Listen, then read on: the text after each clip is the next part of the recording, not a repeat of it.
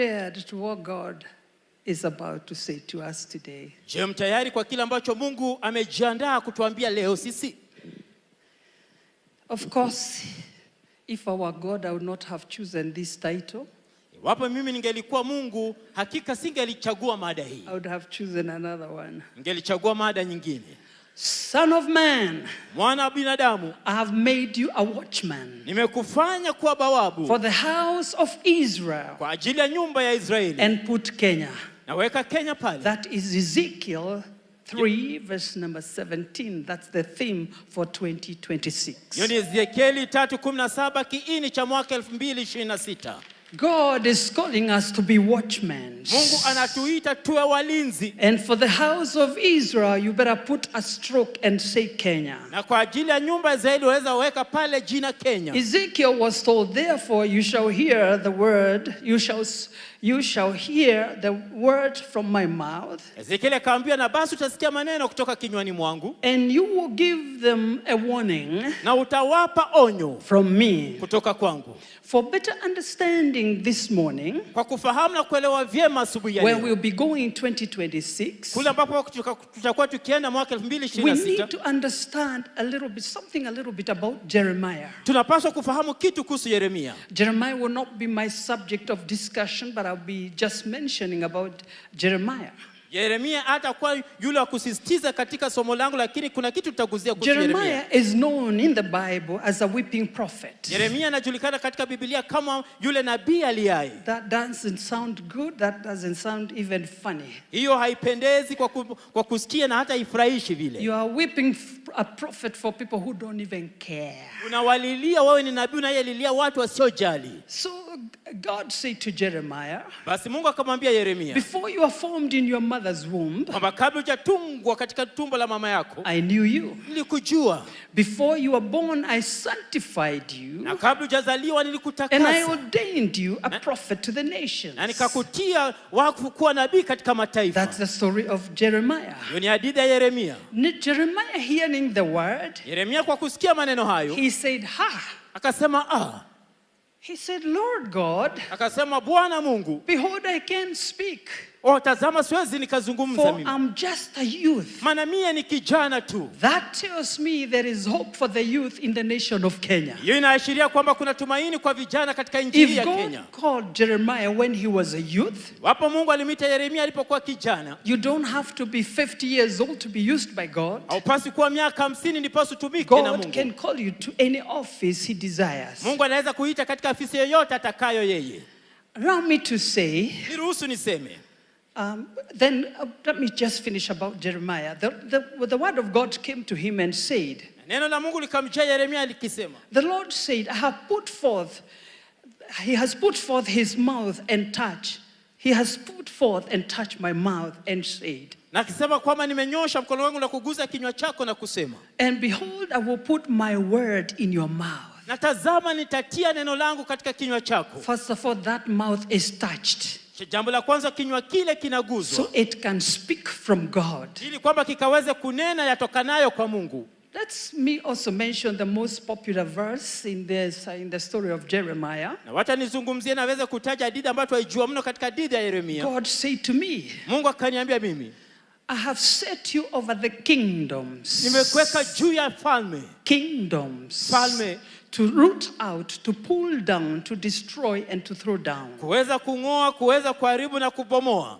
But take note, and to build and to plant. Na vile vile kuweza kujenga na kupanda. You don't just overthrow, destroy, and not build and plant. Hauharibu tu na kubomoa na kung'oa pasina kujenga na kupanda tena. We're looking at the story of Jeremiah. Tuitazama hadithi ya Yeremia. While Israel was not walking in right standing with God. Wakati Israeli haikuwepo katika msimamo mwema na Mungu. So Jeremiah was warning these people, the children of Israel, Yeremia akawa anawapa onyo watu wake, wana wa Israeli, about the consequences of breaking the covenant with God and following idolatry and injustice. Kuhusu matokeo ya baadaye ya kutopata agano za Mungu na kufuata waabudu wa sanamu na mambo mengineyo maovu. As he spoke and prophesied, he was in deep sorrow and in tears for Judah. Alipokuwa akizungumza na kutoa unabii, alikuwa katika hali ya maombolezo makuu kwa ajili ya Yuda. He expressed deep grief over their sins. Akakuwa na uchungu mno kwa ajili ya dhambi zao. You can go and read chapter 7 at home. Unaweza enda ukasoma sura 7 kule nyumbani. How Israel had turned to worship idols and Baal, and they were burning incense to Baal. Basi na namna Israeli walikuwa wanaabudu sanamu na kuweza kuchoma uvumba kwa ajili ya sanamu ya Baali. And in that case the Lord said to Jeremiah, na kwa hali hiyo Mungu akamwambia Yeremia, stand in the gate of the house of the Lord, kwamba simama katika malango ya nyumba ya Mungu, and proclaim this word, na utangaze neno hili, amend your ways, kwamba tengenezeni njia zenu. If you do, iwapo mtafanya vivyo, I will cause you to dwell in this place. Nitasababisha mkaze kudumu mahali hapa. In other words, kwa maneno mengine, if you obey this word I'm giving to you, iwapo utatii neno hili ambalo ninawaambieni, I will cause you to remain in the land where you are. Nitasababisha mkasalie katika nchi mliomo. But that's in case you do not. Lakini iwapo mtafuata, then Jeremiah prophesied, kisha Yeremia akatabiri, saying, akisema, they would be scattered. Kwamba watatawanyika. From their land they shall be removed and persecuted. Katika nchi yao wataondolewa na kuteswa. But God still said that he would protect them from total destruction. Lakini Mungu bado akawaahidi kwamba atawakika kutokana na uharibifu kamilifu. And at that time we are looking at the children of Israel. Na wakati huu tunaangalia wana wa Israeli. They are still in their motherland, in their country. Wangali katika nchi ya mama yao, nchi yao. But now Jeremiah is prophesying. Na sasa Yeremia anatabiri. And saying, I will give Judah into the hands of the king of Babylon. Nasema nitapeana Yuda katika mikono ya mfalme wa Babeli. And he will carry you into captivity into the land of Babylon. Naye atakupeleka katika utumwa katika nchi ya Babeli. And you shall be slain with a sword. Na utapigwa kwa upanga. Even your wealth, hata mali zako, I mtajiri will wako, give into the hands of your enemies. nitapeana mikononi mwa adui To wako, plunder them, wakaweza kukupora, siege you, wakaweza and to kukunyang'anya carry you into Babylon. na kupeleke kule Babeli. So Nehemiah prophesied Basi Nehemia about the akatabiri, destruction and the captivity. akazungumzia kuhusu uharibifu na utumwa The ule. reason I mention this, Sababu ya mimi kutaja it hili, is so that we can understand where Ezekiel is coming from. ndipo tukaweza kufahamu, je, Ezekieli anatokana wapi? Because with that understanding, Maana kwa ufahamu we huo understand that the children of Israel were taken into captivity in Babylon tutafahamu kwamba wana wa Israeli walipelekwa utumwani kule Babeli, under one of the most hostile kings. na mmoja wapo ya wafalme wabaya mno. Unfortunately, even Ezekiel was carried into captivity. Jambo la kutamausha ni kwamba hata Ezekieli alipelekwa kwenye utumwa So now vile. he's prophesying from captivity. Sasa hivi anatabiri akiwa utumwani. Remember that they have come from Jerusalem. Kwamba kumbukeni kwamba tumetoka Yerusalemu. And remember that the city was fortified. Na kumbuka kwamba mji ule ulikuwa una kinga, na ua ambao ina kinga pale. The walls, there were walls and there were gates. Kulikuwepo na nyua na vile vile na malango. Gates for defense against invaders. Malango ambayo ilikuwa ni kinga kutokana na wale ambao wangetaka kuingia But pale. I have a question to ask. Nina swali la kuuliza. Do we, in our nation, do we have walls? Je, katika taifa letu kunazo kuta? Is our nation walk in and walk out? Je, taifa letu ni la kuingia na kutoka? Do we have gates? Je, tunayo malango? Do we have gatekeepers? Je, kuna walinzi pale malangoni? Please understand. Tafadhalini eleweni. Gatekeepers. Walinzi ama I will bawabu. be talking about gatekeepers, but I'm going to mention that later. Tutakuwa nazungumzia kuhusu walinzi, lakini tataja hilo baadaye. And watchmans. Na bawabu. In actual fact, gatekeepers are not noisemakers. Hata hivyo walinzi ama bawabu sio watu wa kupiga They are kelele. people who have an understanding about their assignment. Watu ambao wana ufahamu kuhusu majukumu yao. They listen and hear God. Wanasikia na kumsikiza Mungu. They are slow to talk, Wao ni wapole kwa kunena. even commenting on issues, Hata kuweza kuchangia hali zozote zile. because they are sold out to God. Maana wao wamejitoa vikamilifu kwa So Mungu. Ezekiel says, Basi Ezekieli yasema, is told, son of man, asema mwana wa Mungu, I have made mwana binadamu, you a watchman. nimekufanya kuwa bawabu. Today in the nation of Kenya, Leo hii katika taifa la Kenya, in our cities, katika miji yetu, do we have watchmen? je, tunao bawabu? do we have gatekeepers? Je, Do we tunao have walls? walinzi katika kuta zetu? In Matthew, let me draw you to a very interesting scripture in Matthew chapter 13. Cheni wapeleke katika andiko la kupendeza pale Jesus Mathayo 15. said, Yesu akasema, while men slept, wakati binadamu while a walilala, man slept, his enemy wakati binadamu walilala, adui wake sowed tares akapanda magugu, and amongst the wheat and went away. akapanda magugu katika ngano na akaondoka. So my question is, Swali langu ni, where were the watchmen kina bawabu walikuwa wapi who needed to watch their harvest? ambao walipaswa kutazama mavuno yao? You know, when you're expecting a harvest, Unajua, unapotarajia mavuno you must be a good custodian. You must be a good caretaker. lazima uwe mtunzi mwema. I'll be speaking in days to come Nitakuwa nazungumzia nyakati zijazo about different categories, offices and calls of an intercessor, number one. kuhusu viwango tofauti vya mwombezi, jambo la kwanza. I'll also talk about the watchman, Vilevile nitazungumzia kuhusu bawabu, and I'll also talk about a prophet, na vilevile nitazungumzia kuhusu nabii, because they have something to do with each other, but I'm going to come to that much later, maana kuna kitu wanahusiana pamoja, lakini nitazungumzia hilo baadaye, because I will need to take a little bit more time and explain. maana itabidi nichukue muda niweze kuelezea. Actually, I thought I would speak about it today, Hata hivyo nilidhania kwamba nitazungumzia hilo leo, but I want us to dedicate today in prayer for our nation. lakini leo nataka tuweke wakfu siku hii ya leo kwa maombi kwa ajili ya taifa letu. So I don't know where exactly to start, Basi sijui nianzie wapi aswa, but I would want to start with home. lakini nataka nianzie nyumbani. 2026, Mwaka 2026 prayer for the nation will be very key. maombi kwa taifa litakuwa ni jambo la muhimu And mno. that's why God is giving us the book of Ezekiel. Na ndiposa Mungu anatupa kitabu hiki cha Ezekieli. We need to be faithful watchmen over our nation. Tunapaswa kuwa bawabu waaminifu kwa ajili ya taifa letu. Hear me, every county. Kila county nisikie. Nairobi County. Nairobi County. I understand that we have the governor of Nakuru. Naelewa kwamba kuna gavana wa Nakuru. Thank you, Governor of Nakuru. Asante. God bless you. Asante gavana wa Nakuru, Mungu akubariki. And my son, Mr. Mburu, of course, must be the round corner there. Na So, mwanangu Bulu lazima akuwe pale.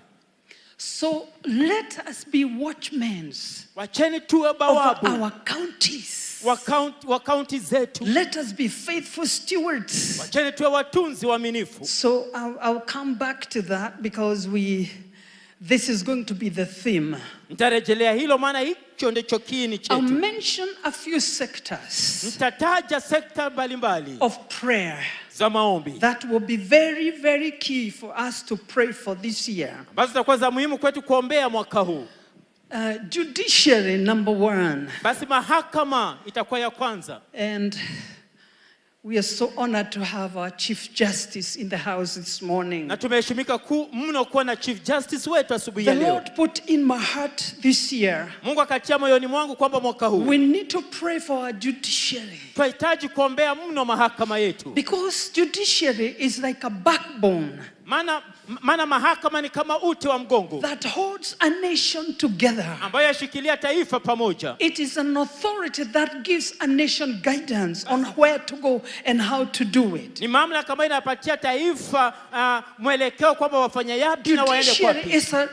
is a voice of reasoning in a nation. Basi mahakama ni sauti ambayo inawaza na kuwazua katika taifa. The reason God is calling us to pray for the judiciary, Sababu ya Mungu kutuomba kwamba tukaweze kuombea mahakama, I will not be able to speak detailed about it. sitaweza kuzungumzia kwa undani kuhusu jambo But hilo. there are major key decisions Lakini kuna maamuzi makuu that will be proposed and will be coming our way. ambaye ataweza kuletwa kwetu sisi, And some of the decisions would have very negative side or positive side. na baadhi ya maamuzi yale yatakuwa na upande ule mbaya na upande mwema. So we need to stand with our judiciary because we know that many of them fear God and love our nation. Basi tunapaswa kusimama na mahakama, maana tunajua kwamba wengi wanamcha Mungu na kupenda taifa letu. That the judiciary shall be able to stand even in times of trials. Ili kwamba mahakama ikaweze kusimama hata nyakati zile za And majaribio. despite the challenges that will be coming their way, Na licha changamoto ambazo zitakuwa zikiwajia, they will be able to give the guidance. They will be able to give our nation the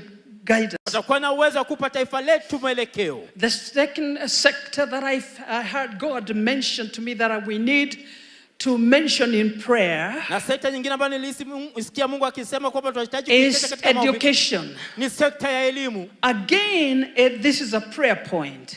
Tena hiki ni kidokezo cha kuombea. And the reason God wants us to pray, na sababu ya Mungu kutaka tuombe, it is so that we can have a proper guidance about the directions ili tukawe na mwelekeo ufahao kuhusu tunakoelekea of this major important institution which is a making or a breaking, ambayo kuhusu taasisi hii ndio ya muhimu ambayo huenda ikajenga ama ikabomoa, for a spirit of teamwork kwa ajili ya roho ya umoja and making right decisions for the future of many generations na kufanya maamuzi yafahayo kwa ajili ya vizazi vingi vijavyo. Or if I may, preservation of the future of generations. Sema kwamba ni kwa ajili ya vizazi vingi vijavyo. The third sector that I felt God would have us pay attention in 2026 is the ministry of health. Na sekta nyingine ambayo nilisikia Mungu akisema kwamba lazima tumakinikie ni ile sekta ya afya. Because health is important. Maana afya ni muhimu. Because this is one of the dockets where it's meant to be preserving lives. Maana hii ni sekta ambayo inapaswa iwe inalinda maisha. We need to pray for the leadership and guidance and directions. Tunapaswa kuombea viongozi, mwongozo na vile mwelekeo. And we need to pray specifically. Na haswa tunapaswa kuombea so that the poor, ili kwamba maskini, those who cannot afford health, wala hawezi gharamia the afya, sick who need medications and drugs, wagonjwa wanaohitaji matibabu na madawa, people in need, walio katika mahitaji, will get help. wakaweza kupata msaada.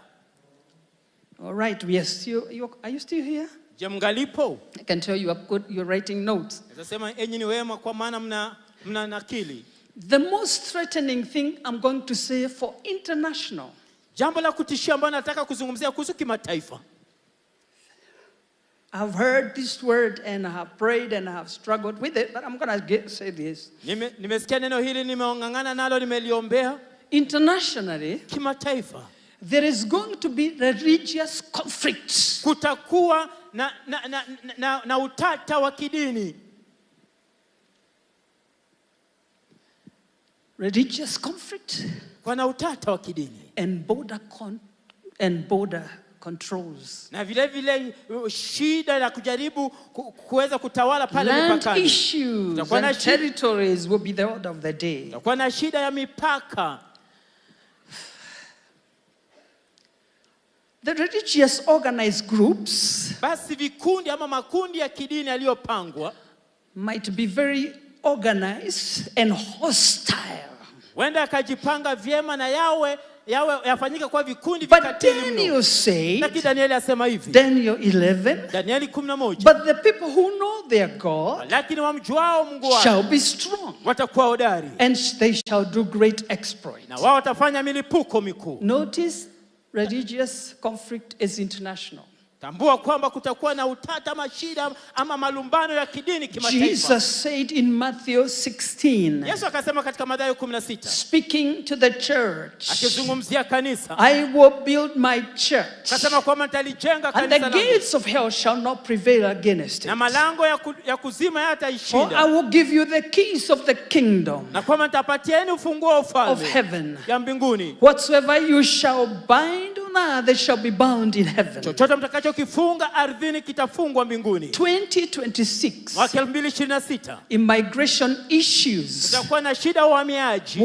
it should be our major concern. Lazima tushughulikie jambo And hilo. this is going to be international. Na jambo hili litakuwa ni jambo la kimataifa. Issues of refugees. Mambo ya wahamiaji. I know we have seen it and we talked about it last year, but God is bringing it again because it's not over. Basi jambo hilo la wakimbizi tulizungumzia mwaka uliopita na bado tulizungumzia, maana Mungu anasema kwamba lijaisha bado. Many nations will be very careful to secure their borders. Mataifa mengi yatakuwa maangali waangalifu mno kuweza kukinga mipaka yao. And some of the nations will ship some immigrants out of their nations. Na baadhi ya mataifa yataweza kufukuza wakimbiaji katika mataifa zao. In other words, 2026 there will be rumor of war. Kwa maneno mengine mwaka 2026 kutakuwa na uvumi wa vita. Some nations will be against each one another. Mataifa yatainukiana. Conflicts within. Kutakuwa na malumbano ya ndani. So 2026 mwaka 2026 there shall be conflicts. Kutakuwepo na malumbano. There will be uncertainty. Kutakuwa na hali ya sitofahamu. There will be shaky times. Kutakuwa na wakati wa kuyumbayumba. There will be exposure of evil. Kutakuwa na kufunuliwa kwa maovu. That's why we need to go back to God in prayer. Posa tupasa kumrejelea Mungu katika maombi. Allow me to say, niruhusu niseme hivi. We need to pray for the security of the northern part of our nation. Tunahitaji kuombea usalama wa ule upande wa kaskazini wa taifa letu. And we need to pray for the coastal region as well. Na vile vile tukaweze kuombea upande ule wa pwani vile vile. One of the things that bothered and troubled me, moja wapo ya mambo ambayo yalinisumbua mno ni, and I have got to say this, na napaswa kulisema hili. We've got to pray tunapaswa kuomba against gangs and militia groups. Tuombee dhidi ya makundi ambayo ni makundi ambayo yapo pale kusababisha maovu. Movements that will start to form. Miondoko ama makundi ambayo yataanza kuunganika. And pray for our young people especially. Na sio tukaombee vijana wetu. That the enemy will not touch them to be used against the destiny, our destiny. Ili kwamba adui hata waguza wakaweza kutumika kinyume ama dhidi ya hatima yetu. I continue to say, naendelea kusema, the harsh weather will continue. Hali ya anga mbaya itaendelea. I think 3 years ago, naamini miaka 3 iliyopita, I shared something from this altar on the prophetic Sunday. Nilishiriki katika madhabahu haya siku moja katika Jumapili ya unabii. I saw our lakes. Niliona bahari zetu, especially in the Rift Valley. Haswa katika bonde la Ufa. You know all of them. Najua yote. Like Nakuru. Ziwa Nakuru. All those Baringo. Ziwa Baringo. All those ones there. Na zote ziwa zote kule. I saw them bubbling like water was bubbling. Niliyaona yakichemka kana vile maji huchemka. And the water was rising up. Na maji yale yakawa yanainuka. And I think nafikiria it has been happening, the waters have been rising up. Kwamba maji yamekuwa yakiinuka, jambo hilo limekuwa likifanyika. And I'm so happy that the governor of Nakuru is in the house. Na nafurahi mno gavana wa Nakuru yumo katika nyumba hii. That bubbling and the water will continue to go up. Kuchemka kule kwa ziwa lile na maji kuinuka, hali hiyo itaendelea. It is necessary. Nilihisi kwamba ni muhimu for you who are in authority, kwa enyi mliomo katika mamlaka, to help people not to build near the lakes. Mwasaidia watu wasijenge karibu na ziwa ile. So they don't move here and they are moved there. Wasiende wakasonga wakaondolewa wakasongeshwa kule. We have enough educated people to speak the truth, what is happening underneath. Tunao wasomi wengi ambao wanaweza zungumza ukweli kuhusu kinachofanyika chini. So we need to understand that. Basi tunapaswa kufahamu hilo.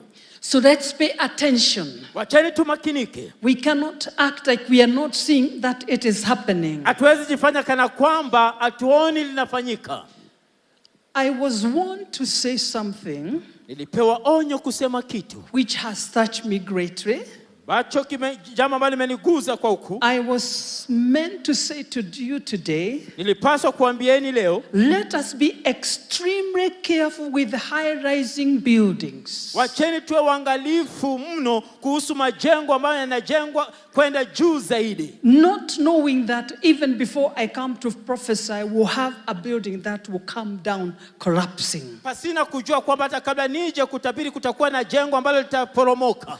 God would not warn me for only one building. Mungu alinipa onyo kwa ajili ya jengo tu moja. I don't know what is happening. Sijui yanayofanyika. Even I was told that our neighbor's wall fell. Hata nikaambiwa kwamba hata jirani wetu. But I think what we need to do, lakini kile ambacho tunapaswa kufanya, we need to be careful and follow the instructions of the building codes. Tunapaswa kwa uangalifu na kufuata itikadi na ule mwongozo wa wanaoshughulikia ujenzi. These buildings, we need to recheck them again. Majengo haya tunapaswa kuyachunguza tena. So that we are sure that people will not be dropping from buildings. ili tuhakikishe kwamba watu hawatakuwa kiporomoka na majengo hayo. 2026. Mwaka 2026. We need to pray for our national security. Tunapaswa kuombea usalama wetu wa kitaifa. I don't have to talk about that. Nitazungumzia hilo. Yes, I talked that to the people in charge. Nazungumzia walio katika mamlaka yale.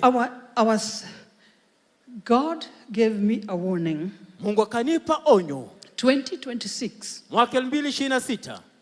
Those of you who are in office, listen carefully. Enyi mliomo katika mamlaka nisikizeni vyema. Food security in the nation of Kenya will be very key. Basi usalama wa chakula tosha katika taifa takuwa ni jambo la muhimu mno. Please, that's something I would want you to listen carefully. Hilo ni jambo ambalo ningependa msikize kwa makini. And we get to work on food security. Na tuanze kufanyia kazi usalama wa chakula nchini.